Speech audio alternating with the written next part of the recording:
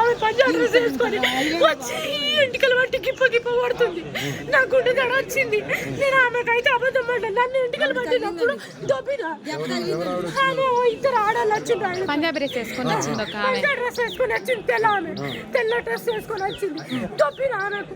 నన్ను ఇంటికలు పట్టి టమాటా కొట్టి కోడిగుడ్డుతో ఇసిరింది. నాకు నాకు భయం అనిపించింది.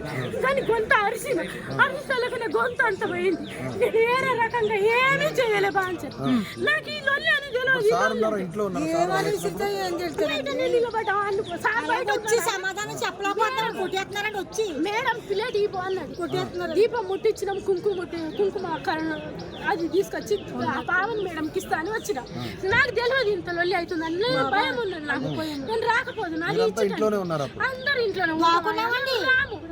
మేము ఇట్లాంటి పంచాయతీ మాకు తెలియదు. మా సార్ ఇంటికి ఇంతవరకు ఎవరు రాలేదు. నేను 10 సంవత్సరాల కాంచెలు ఉంటున్నా. 10 సంవత్సరాల కాంచెలు మా సార్ ఇంట్లో ఉంటున్నా. మాకు తెలియదు ఈ పంచాయతీ ఎగబడి కొట్టిపోతుంది. దాని దొంగ ముంద దానికి ఏం న్యాయం అవుతుంది? నాశనం అయిపోతుంది. చెప్పులతోని కొడుతురు. చెప్పులతోని టమాటాలతో చెప్పులతో కోడిగుడ్లతో అట్లా రౌతు బట్టి ఇసిరి కొడితే దెబ్బ తాకింది పంచలు. నాకు తెలియదు. కాలు మొక్కుతున్నా. దడ వచ్చింది. నాకు ఇప్పటికీ ఆ దడ పోతలేదు. భయపడొద్దు. అనిపించింది. నాకు గుండె ఇదే అయింది. ఈ కాలు మొత్తం మంచి. మా సారు, మా మేడం, మా పాప ఇంట్లో పని వాళ్ళలాగా చూడరు. మా బాబాయ్ పానం కన్నా మంచిగా ఎవరు వచ్చిన మా సారు, మా మేడం ఎవరు పైసలు ఇచ్చి బట్టలు పెట్టి ఆయన అన్నం తినిపించి పంపిస్తారమ్మా.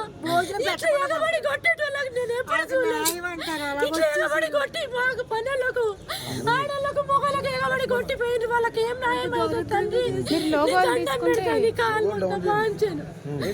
మాకు తెలియదు. దండం ఏడవకమ్మ, ఏం కాదులే. ఏడవకు. వెళ్ళిపోయారు కదా, ఏడవకు.